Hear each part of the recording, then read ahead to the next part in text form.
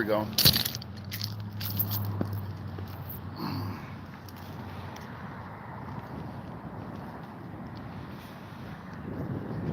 Let's get over here in some shade, shall we? I'm pretty pissed because I actually was working on some stuff at work, and I had a whole folder dedicated to this, to this video, and now I don't have it because I got a little sidetracked at work, going through some of this data and then talking with my friend slash coworker. So I ended up leaving the folder, but fortunately, I have a lot of it committed to memory. Um, what's up, folks?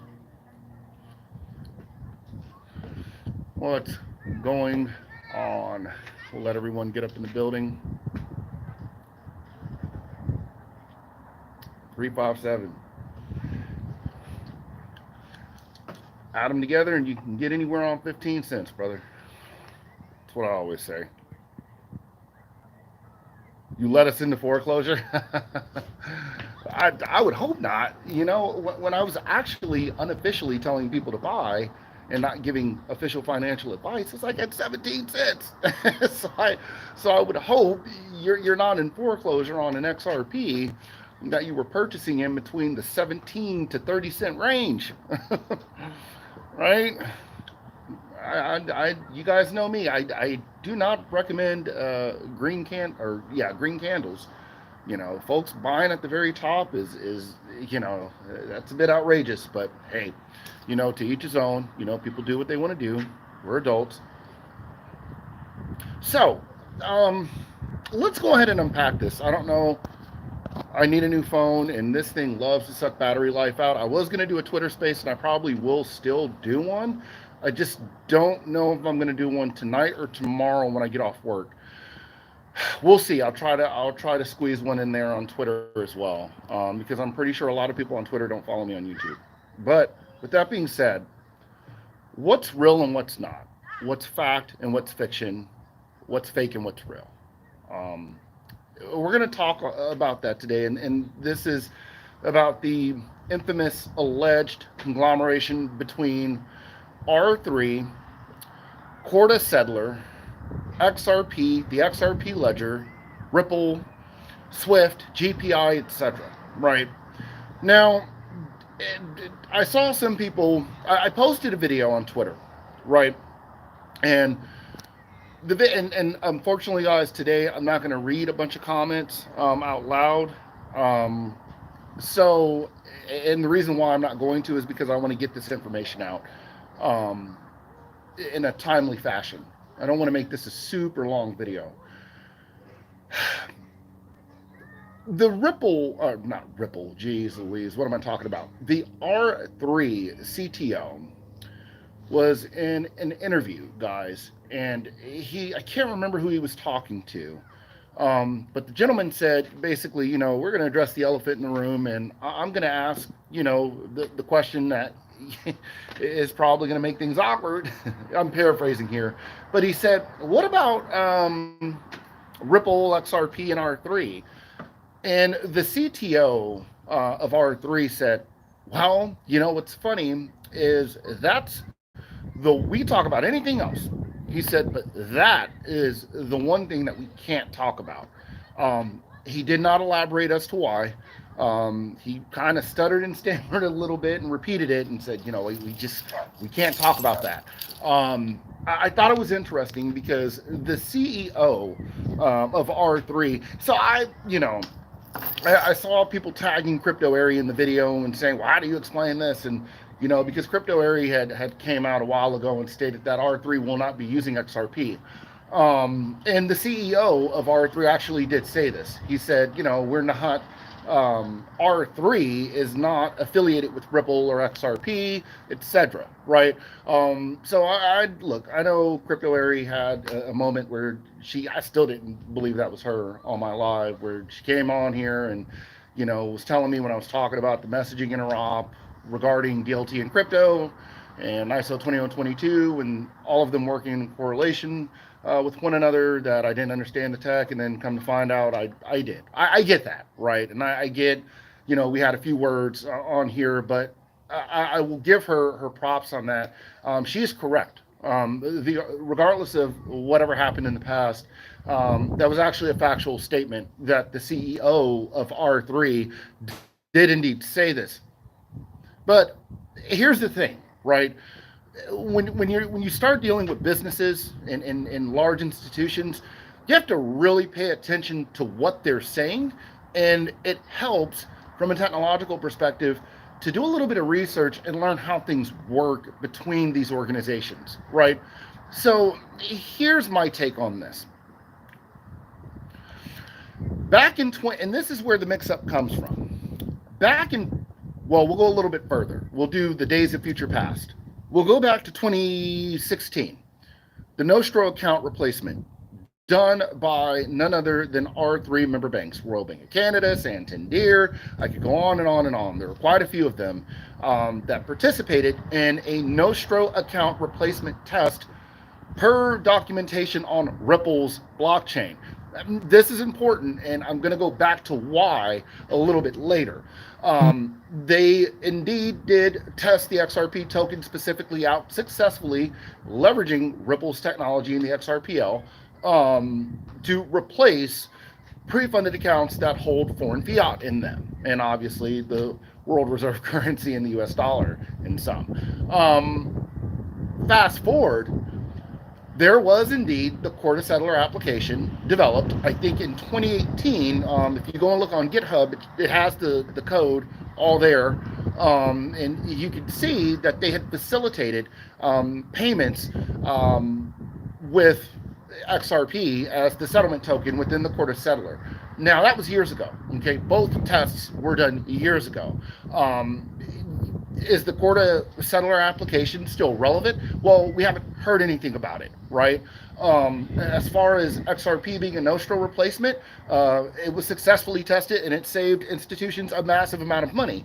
Then you didn't hear anything else about it, right? You would hear the occasional blurb from Brad Garlinghouse or David Schwartz about XRP, being able to enable institutions to get rid of pre-funded accounts, right? But haven't really seen any action on it, okay? So I'm going to explain what I think is going on here.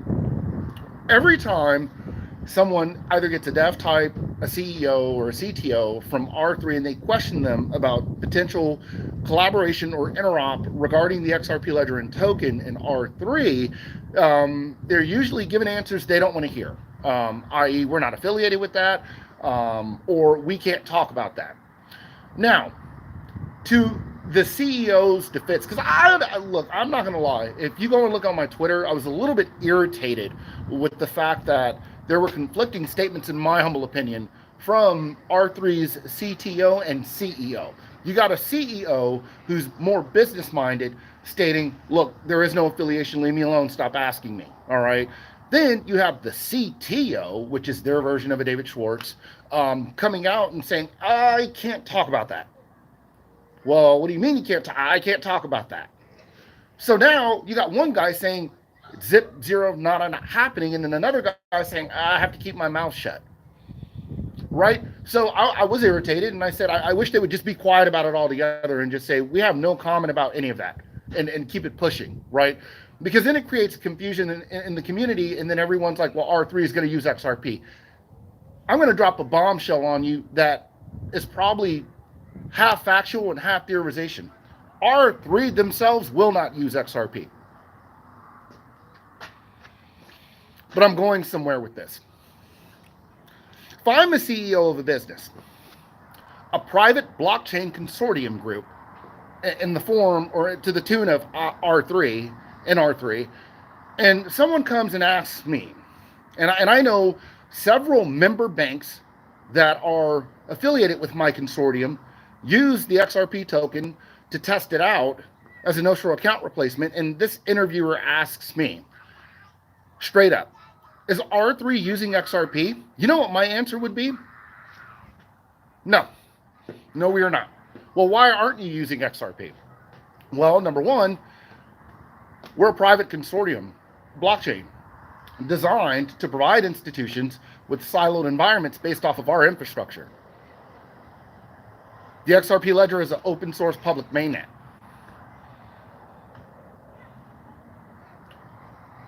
That would be my, as the CEO, that would be my answer if someone asked me that. But there's a catch to that. Okay? And I know everyone probably panicked when I said that initially and said, oh shit, what's T talking about? Well, here's the thing you got to understand. Those member banks are just that. They're member banks. They're not R3. Okay? You get what I'm saying? That's not, they're not R3 Corda. Those banks are not, they're not private siloed blockchains. Or well, let me rephrase that. They would likely have their own private siloed blockchains at some point, or distributed ledgers, but they are not the R3 private blockchain, right? They're their own entities that would have their own private framework based off of whatever code they chose to go with. And what have I been saying about decentralized applications? We're going somewhere with this. Follow me. What is the CORDA Settler? I want to see if someone guesses this in the comments, and I think you will.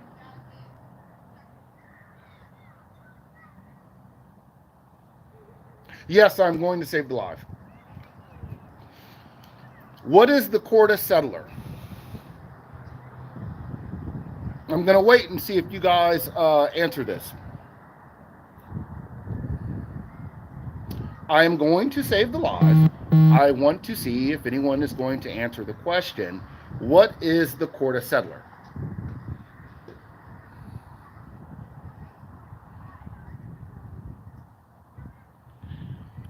Close.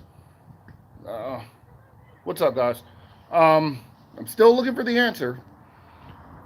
You guys, okay, let me explain something here. Someone said XTC. I'm just going to go ahead and explain this. R3 is a private permissioned environment. That's a blockchain, right? Not R3 member banks, R3 themselves. R3 partnered with Zenfin because they wanted a hybrid solution that could enable them to communicate and interoperate between a private and a permissioned private environment and a public one.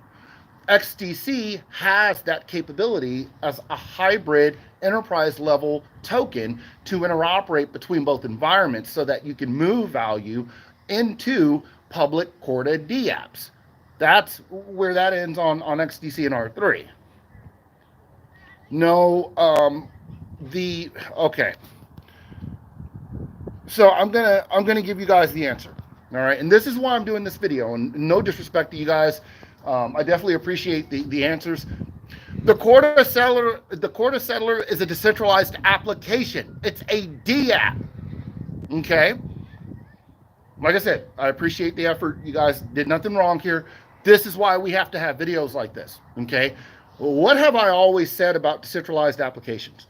That they would essentially be the gateways for institutions to be able to interface with these technologies without having to do things directly on the ledger. This goes back to the conversation that myself and Quincy Jones had when we were talking about essentially GUIs, right? Like in simple terms, like graphical user interface. Like when you want to go to an application on your phone, you're not going into the code and the back doors behind the scenes of an app, right, to use it. You're going to click on the GUI and you're going to have a digestible interface for you to use to enact whatever sort of desired functionality needs to happen for you at that time, right? Case in point, the example we used in the video that we did together was as an IT, let's say I'll take it back to my end user network analyst desktop support days, way back when I first started in IT. If I were gonna help somebody locate something on the file share, right? I'm not gonna open up the command line interface and do a change directory and then walk them through all of these commands just to get to a location within the file share. You know why I'm not going to do that? Because if you're not an IT, if you're not familiar with the CLI, it's not user friendly, right? No one wants to have to do that if you're not tech savvy. Instead, I can open up the file share window, and I'll even take a blurb from my file share manager architecture days and say, hey, I pretty much built these highways on here, so I'll show you how to locate it within your file explorer, which is an application essentially, or an interface that allows you to get to network locations within your local server. That's so much easier and so much more digestible. Let me bring this back. The CORDA Settler is a decentralized application. A decentralized application will allow institutions to interface and leverage said technology that they need at any given point in time to enact desired utility and functionality for themselves and their clients. Now, with that being said, is R3 going to be the ones moving that level of money, or is it going to be the institutions moving that level of money? Hypothetically.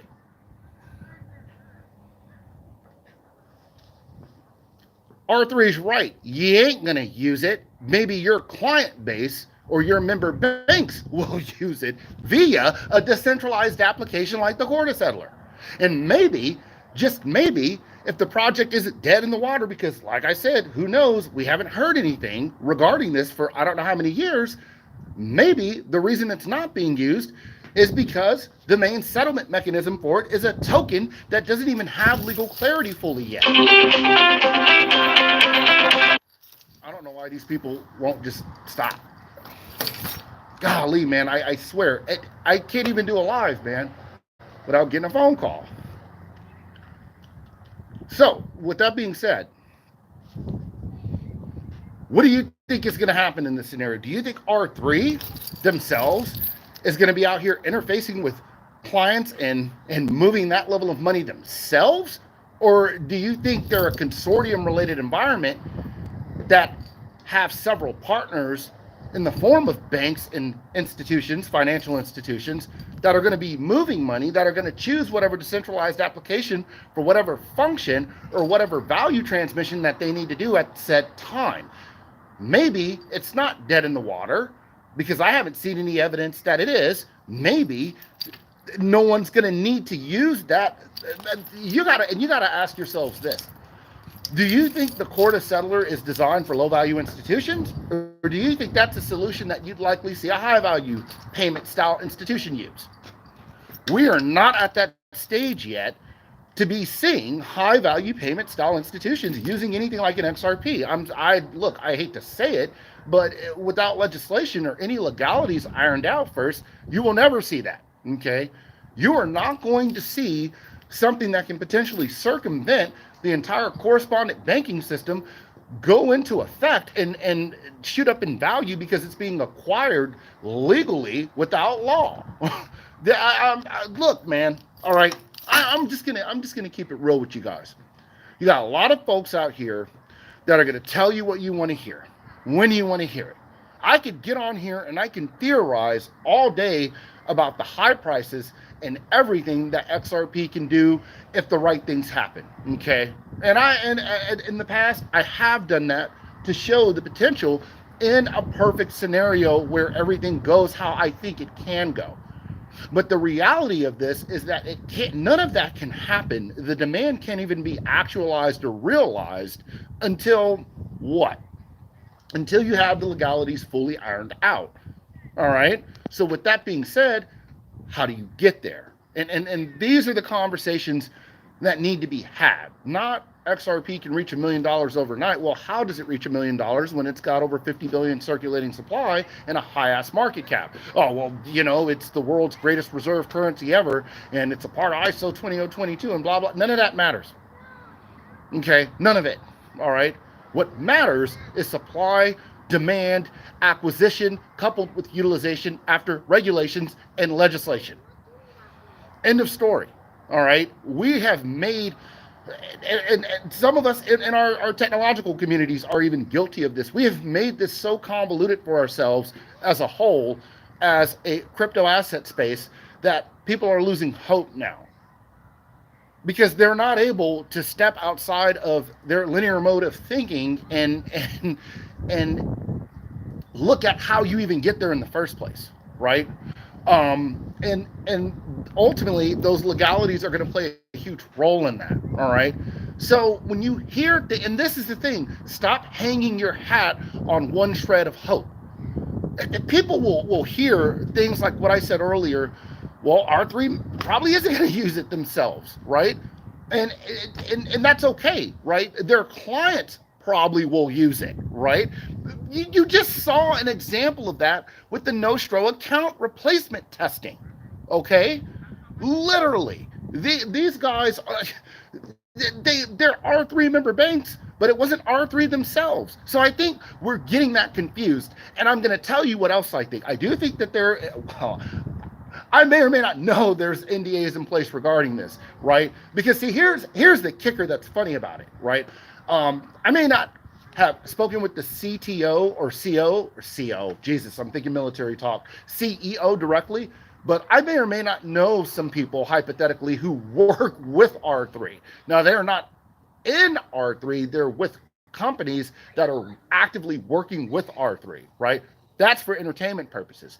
So I know there's things that cannot be said, right? With that being said, though, right? That's the thing. You have to understand.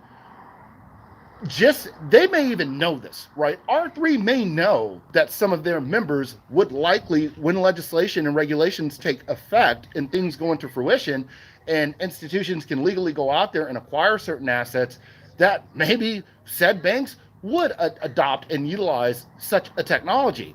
But that's not their place. That's not R3's place to come out and say, well, this bank, and that bank is going to use this. That's a separate entity, separate companies, etc. They don't have that right to come out and put them out publicly when maybe they're trying to gain a competitive edge behind the scenes. That's another thing that we have to realize here. And I've even had to check myself. We are too entitled in this space. That's not our business. All right. I get it. You know, folks may be hypothetically invested in this stuff, but we're not their client base, man. I'm not saying we don't have a role, but you got to think, if this stuff is going to be used on an institutional level, man, they don't owe us anything. And that's the truth. And that's why I'd rather them just not say anything at all at this point. Put it in the documentation. And if someone asks you, what they should be saying is, we have zero comment about anything crypto related. Goodbye. That's what I'd be saying at this point. And here's how I know this, right? Here's how the scenario that I'm laying out for you, this is how I know it's likely, or plausible, I should say. I think it's plausible because the CEO of R3 didn't just say we're not affiliated with XRP or Ripple. He said we're not affiliated with any cryptocurrency. Now pay attention. He said we're not affiliated with any cryptocurrency. Obviously XRP and Ripple were also named, but here's what's funny about that. R3 is partnered with Zenfin, and they have chosen XDC as their native token to interface with public CORDA decentralized applications. What do you think that means? But wait, he said they're not affiliated with cryptocurrencies. Give me one or two things. It could mean that he's saying his company directly isn't. I'm not even going to say that, because they kind of already, hatched the egg with saying that they had chosen XDC as their native cryptocurrency or their native token. See, the wording's a little different, right? They didn't say cryptocurrency, if I'm not mistaken. They stated that they chose Zenfin and they're going to utilize or leverage their native token. What do you think that means? Do you remember some of the MICA legislation that legs, etc., that was released, a little bit of it, and they were talking in the UK about, what was that word or that term that they used for certain types of utility assets? I think it was digital settlement assets. Folks, maybe, just maybe, these payment protocols that have native tokens attached to them aren't viewed by these institutions as cryptocurrencies. Maybe they're viewed by them as something different. Maybe that's why they're saying we have no affiliation with any cryptocurrencies, because maybe they don't view XDC as a cryptocurrency. XRP will not be backed by gold. I don't know where I don't know where that came from. It's an exchange mechanism. I don't know why you would peg it, or now will it be responsible at some point, provided we see regs and legislation favorable, and institutions see the value in it and go out into the wild and acquire it and begin using it to exchange value for value across multiple chains. Sure, it'll facilitate the movement of gold, but it doesn't need to be pegged to gold or backed by gold. So respectfully, no, that's not going to happen.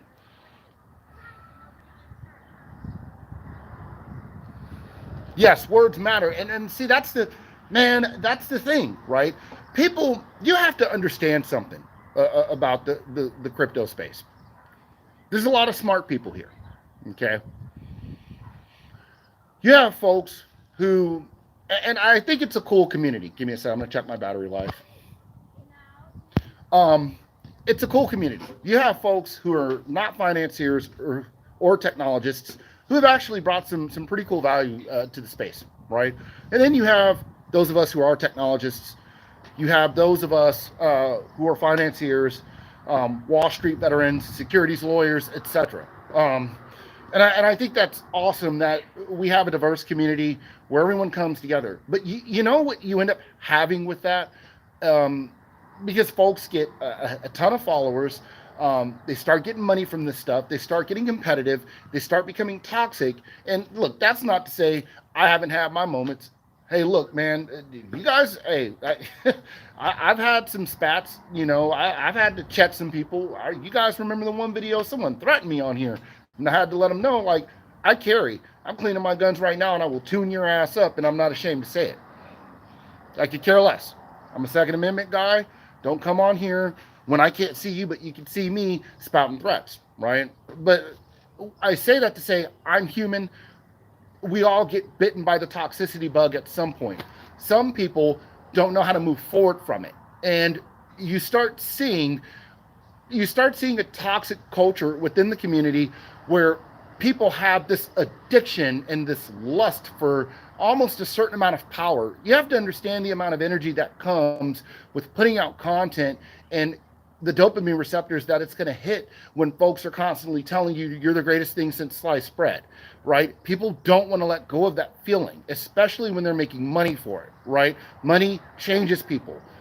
Whether people want to believe that or not, it can either make you a better version of yourself or it can make you worse. It doesn't just show who you are, right? It lowers those inhibitions and it's magnified times 100 at that point. So you have to understand we're at a crossroads here in the crypto space where you have people who will look at things definitively and they will simply say, this is what it is, or they're so lost in grandeur, delusions of grandeur and theorizations that they completely ignore the facts and say, this is all that it is, and this is all that it's going to be, and there's no room for anything else, and both approaches are wrong. None of us as content creators, technologists, financiers, potato sellers, soap sellers turned XRP maximalists, and whatever the heck you got out here nowadays, right? None of us know everything, all right? None of us. And this is exactly why I don't charge, because none of this shit has happened yet, all right? So I don't have a right to monetize myself and take money, in my opinion, from folks when the generational wealth that everyone's speaking of that's going to happen potentially in the future hasn't happened, right? I'm not going to attach that level of value to myself prior to anything. And even after it hypothetically happens, I wouldn't do it. So when you come here, you're going to get someone who, I could get a little irritated with, and I'll use the homie Baggins' word, plebs. But at the end of the day, um, folks have to stop doing that, because that's what you're hearing a lot of in the spaces, a lot of on YouTube. It's my way or the highway. Only I'm right, and only I know what I'm talking about. And I'm going to put my nose in the air, and I'm going to be a pretentious, flippant little twit. And I'm going to tell you that you're stupid and you don't know anything because you don't agree with my perspective.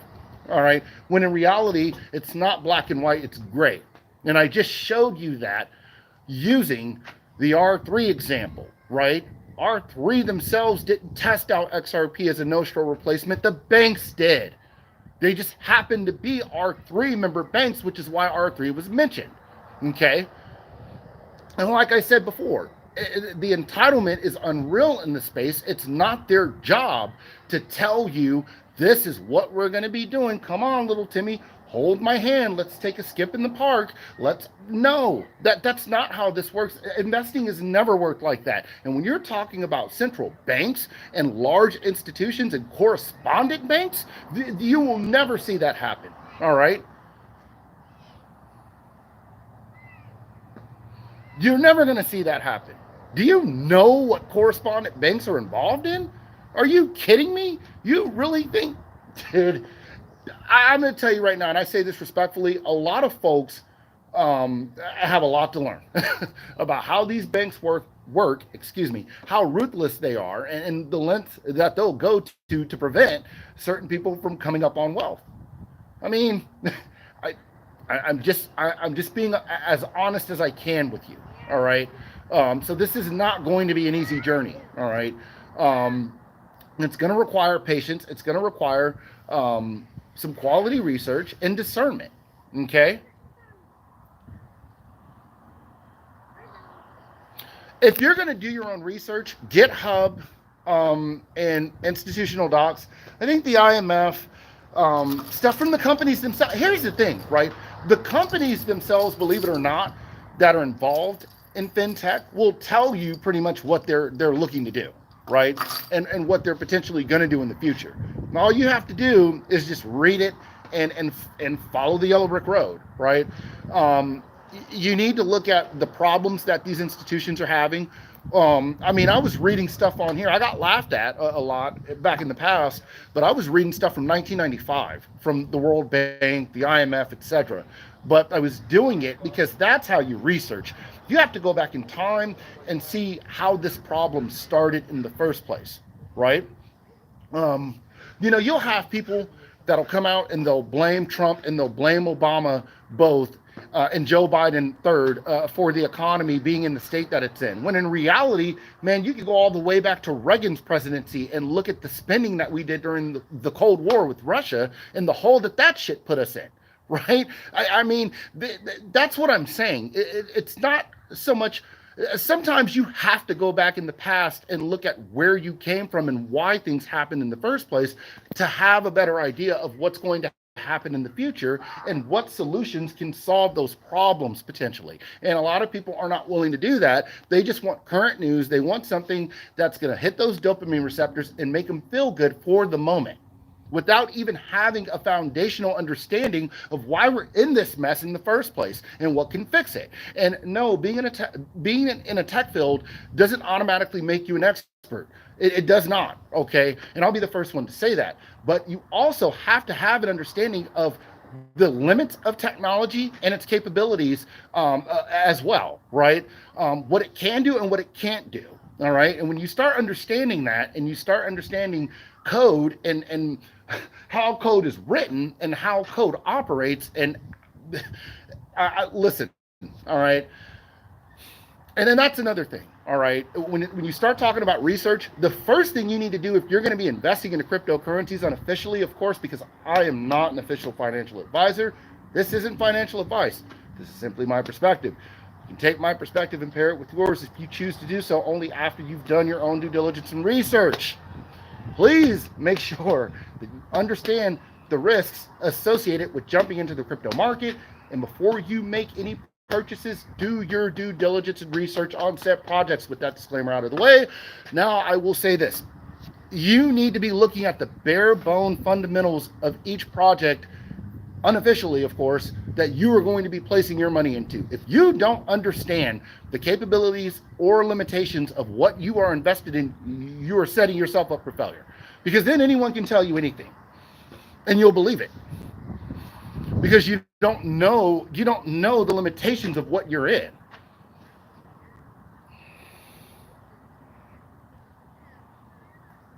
Right? I mean, I'm just saying, this goes back to everyone who, and you know what, and I will say this, when I talked earlier about the ISO 20022, DLT, blockchain, crypto interoperability, along with things like DTI and, cross-chain interoperability protocols, aka CCIP, etc., and all that stuff interoperating, and people told me I was crazy. Part of the problem, I don't think, and I could be wrong here, I don't think people were just out to get me. Not some of them. I think there was so much being said that people automatically lumped me up with everyone that was saying, well, this token is an ISO token. Well, no, it's not. ISO is a standard. We have ISO standards at work, right? It's a standard, right? It has, now a token can interoperate with messages that essentially function underneath that standard, right? But I don't play semantics, right? So when people say ISO, I know what they're trying to get at, right? What you're trying to say essentially is that you're going to see some sort of interop between a financial message and a cryptocurrency and DLT, blockchain, etc. at some point in the future. Maybe you don't know it, but I'm going to give you the benefit of the doubt and say that you do know it, right? Is 4 hours too long? Well, my phone, I don't want my phone to die. What am I at now? Let's see. I got some time to kick it with you guys. Good to see you guys too. The whiteboard video now, if I were to do one now with what I know, that's longer than a 4-hour video. And that's why I haven't done it, right? Because I just need to get a new phone. I've been so busy lately. That takes time out of the day. I need to go sit at the Verizon store, etc. What time is it? It's 4:24. So there's that, right? And I just, like, right now, I just don't have the time to do that. I'm just kind of on the move, right? Well, I probably could make the time, but yeah, that'd be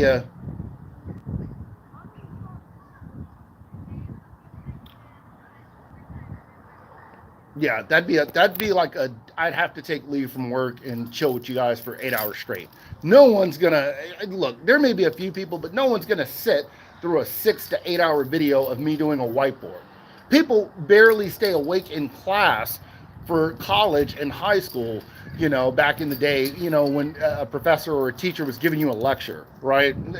Literally, do you really want to watch an 8 hour video? No, I don't think people want to watch that. So, look, those are my thoughts, right? I'm not going to make this too long or super convoluted. Words matter, intent matters, problem and solution matters, supply and demand matters, legalities, regulations, etc. They all matter, all right?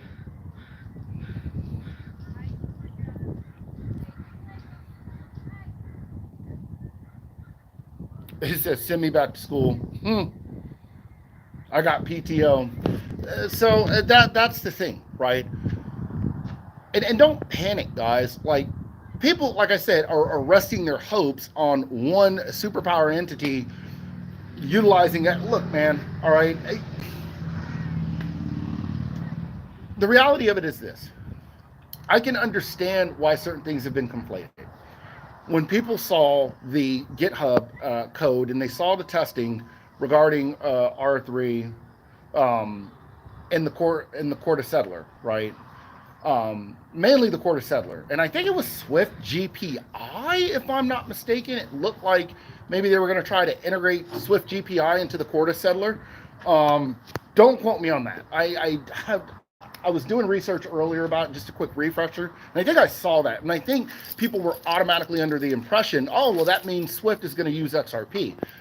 Now, I have theorized, and like I can't speak for Swift, and the R3 CEO, if I'm not mistaken, said the same thing. Like, look, man, could they use it? I don't know. You know, that's something you'd have to ask Swift, but at the moment, it doesn't look like that's going to happen. And to be honest, he's right. Okay. As irritated as I was with him and the CTO's words kind of conflicting with one another, think about it. What was it when he said that? Like 2016 or something? Man, there's no way Swift was going to use it then. And you got to think, this is a business. These guys are going to speak in present tense. They're not going to come out and, you know, Brad Garlinghouse is a dreamer. Okay. And he's selling a product at the end of the day, right? He's marketing. R3 is not going to market XRP, man. All right. That is not their native token. That is not their cryptocurrency. And they're not going to come out and cheerlead for it, right? And you know what his words were? Excuse me. He said, you're going to have to go ask Swift about that.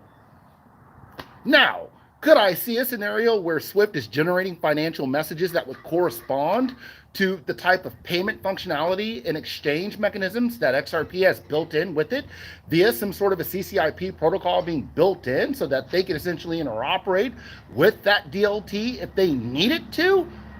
Maybe, right? It would depend on what Swift was doing. Do I think it's plausible? Sure, I do think it's plausible. Do I think it happens right now? No. They need to show and prove with low-value payment systems first, in my opinion, in these smaller infrastructure type countries. And that's what you're seeing in ODL, okay? I have seen so many things attached to the XRP asset that never needed to be attached to it, right? This whole backed by gold or, you know, pegged to palladium and diamonds or, you know, the token. What's something else that I heard? There's a list that came out regarding, I think, 10 things that aren't true about the XRP token, and everyone panicked about it because David Schwartz agreed with it. But you know what? The list, regardless of whether or not I think the person who originated the list was mature or not, that's beside the point. The fact of the matter is the list was factual. And David Schwartz wasn't wrong in saying, yeah, I actually agree with this list. But here's the thing, and I actually said this to David, none of that stuff needs to happen anyways for the token to appreciate in value at some point significantly, right? We have to stop attaching things to a token that are likely not going to happen, okay? Because that's where the hope is lost, right? People will see these things and they'll think, oh my God, you know, all this crazy stuff is going to happen with it. And then it doesn't happen. And then people completely abandon the fundamentals that they learned about what makes the token great in the first place, and they sell it. Said none of these institutions involved are speaking to retail investors. We're not there. You know what I'm saying? We're entitled, man. I don't know where that level of entitlement came. Oh, K Moore's in the building. What's up, brother? I didn't even see you. K Moore said these institutions, and give the man a Billy Goat welcome, man.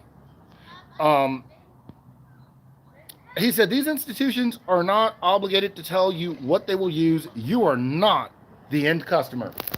Exactly, right? If I'm working on a system at work that's classified, I'm not obligated to tell someone at Walmart what I'm going to be working on because they want to know because they saw my DBITS badge. It's none of your freaking business, man. And by the way, I don't work where I work at. How about that? Stop asking me questions. Now, I can tell some folks here have never signed an NDA for a job. Now, I can't confirm or deny that I've ever done such a thing, but I will tell you this. I can tell some folks have never signed an NDA for a job. And it shows, all right? And I'm not insulting anyone, I'm just saying.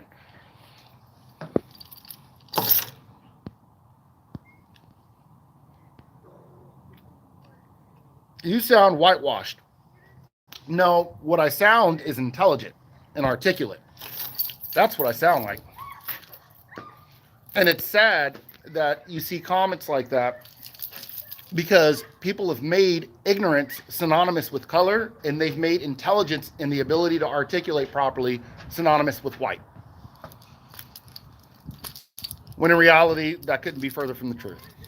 But thank you for the underhanded, backhanded compliment and basically telling me you think I sound smart in a weird way.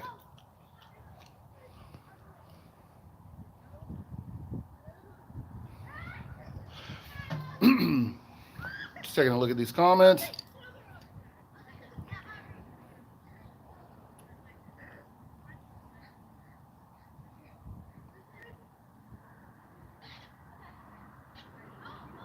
Saludos. Saludos. Right back at you. Said I dealt with the same issue. Yeah, I don't care about that. Like I said, I'll be sounding quote unquote whitewashed and laughing my way to the damn bank while you're on YouTube being a weirdo. You know, so it doesn't matter. I've been hearing that my whole life, man. And it's funny because I've grown you wouldn't even think I'll say this. Some of the areas that I've been in, that I've, you know, have family in, etc. Some of the people in the crowd that I ran with in the past, you would never think that you wouldn't think, knowing me throughout my whole life, that I'd be this intelligent or that I'd be this articulate. So it's funny to hear that because it's like, man, I talk like this, but I'll just say this, don't get it twisted, man. That's all, and I'll leave it at that.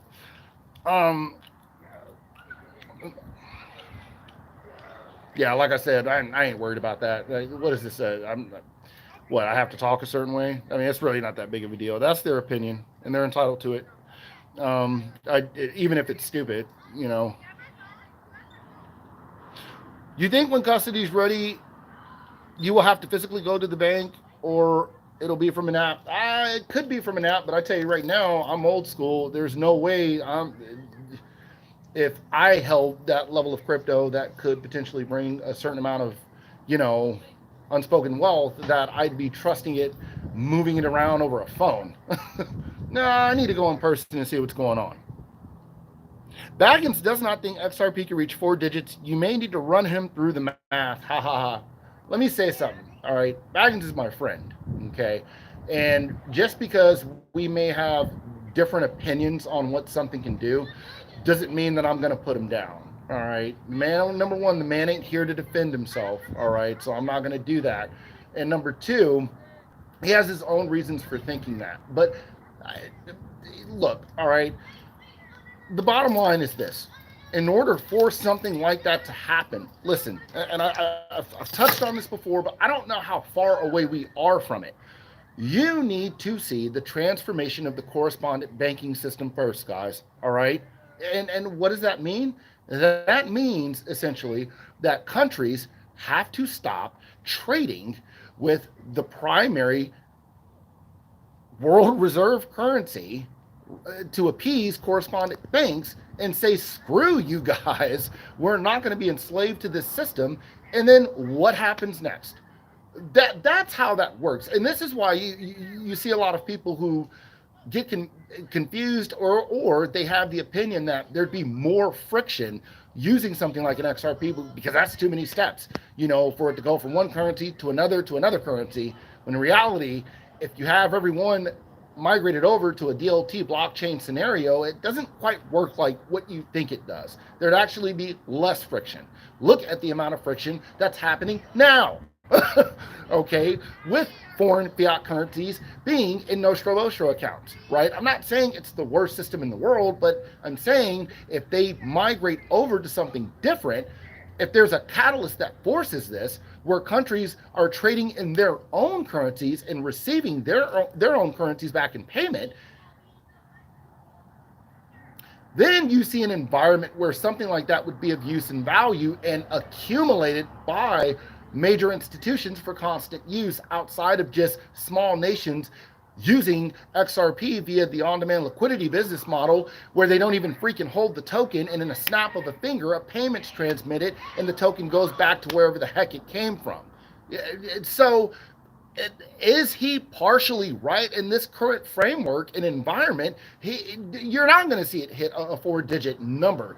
You need certain things to happen first for that demand and trading volume to ramp up exponentially, right? If you don't see those things happen, you're not gonna. You see where I'm going with this? So yeah, I mean, folks can sit there and say, oh well, people are stupid because they don't think the token can go to a 4-digit number. It depends on your perspective and your time frame or timeline. What are we looking at here? Are we looking at the way Ripple is currently leveraging the technology in their proprietary software right now? Because if we are, then you're absolutely right, and that's why the token's stuck at like 60 something cents.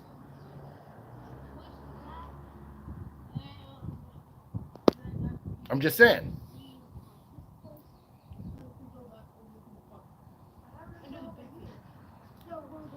XRP price dips before the moon. Depends. I don't know. That's the best. That's the best answer I can give. I don't know. I don't know what it's going to do at this point. I know it ain't going to do anything without decentralized applications that benefit from using the token regarding these institutions. And everybody wanted to come over here and talk while I'm right here doing a video. So that's fine. We're going to go over here. Man, it really is a gorgeous day outside today. But yeah, you'd have to see the usage of multiple decentralized applications that leverage the tech, right? And institutions would have to see value in that. For them to see value in that, you need an environment where they'd have to hold reserve pools of the asset, essentially, right? There'd have to be enough liquidity. I know there's an automated market maker and global public liquidity pools. Maybe you see a scenario where, like Gary Gensler was saying in the video I posted, well, maybe, if you have a cryptocurrency, you'd have to, maybe give up some of that ownership, maybe 50%, and maybe, you'd have to divide it up between 20 different institutions. And yeah, we have people sitting here yelling and chanting, burn the escrow. Listen, all right. There was something I posted the other day, right? And they were talking about smart contract functionality. I want to say, was it the IMF document that I posted? I think it was. And they referenced a scenario where if you were going to have a smart contract platform essentially facilitating value, that you would need some sort of an escrowed type of account to draw those funds from. And they referenced the XRP ledger from a 2020 doc that showed that the escrow essentially serves as a smart contract. Now, I was actually wrong in my belief. I had always believed the escrow was kind of its own. I knew they used the smart contract to program it, but the escrow actually functions itself as a smart contract. So what do you think happens? You think you maybe see more escrow-like accounts popping up for these institutions? Right? Who knows? But what I'm saying is that rhetoric about burning it has to stop, man. Stellar burned how much XLM? Half of its freaking supply, and it didn't do anything. Okay? Because people got to understand supply and demand and market fundamentals first.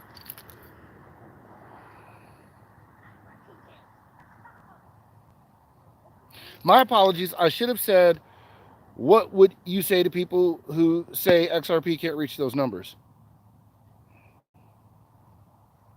Thoughts on AMM? Stay out of it if you don't know what you're doing and let the institutions play ball, because that's what's going to happen. If you start seeing foreign exchange rocket off with something like an XRP, you had better believe that the correspondent system is likely going to have control of those global public liquidity pools, right?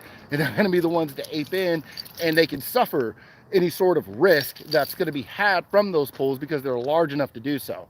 That doesn't mean you can't do it as well. You just better know what you're doing, right? My best advice unofficially would be to ride the wave and let the institutions do their thing and then benefit from the price appreciation coupled with several other variables working alongside XLS 30D, etc., that would, make the price significantly rise potentially. The keys are back. Yes, they are. Say hi, keys.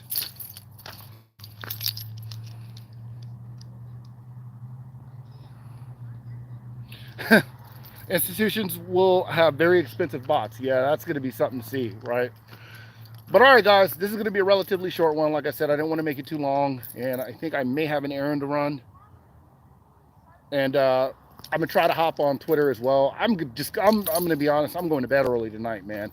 I was up last night late playing freaking video games, and I was stubborn because I was losing and I wanted to win a certain amount of games. I was playing NBA Hang Time, old school game, and I just created a new character, so I wanted to get some attribute points.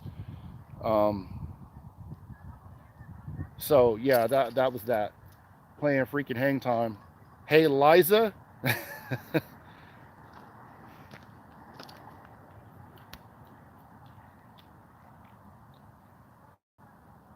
Yeah, no worries, man. I don't mind taking time out for everyone, man. It's just, I'm like, why would you know what? I was a kid once, so I can't even get mad at them. Yeah, no worries. Like I said, I want to make this quick, but that's all I wanted to say is that when you see things like that, oh, R3 is not doing this or this institution's not doing that, ask yourself the deeper questions. Well, does the institution need to do it for it to go up in value? And would the institution even do it, or would there be affiliates of that institution that would use it? And that's why the confusion is coming out. And this is why R3 sometimes says we can't speak on that, because it's not their place to speak for institutions that are affiliated with them. That's all. And on that note, guys, God bless everyone. Stay healthy, stay safe, and I'm signing out. If I can figure out how to. Oh, there it is.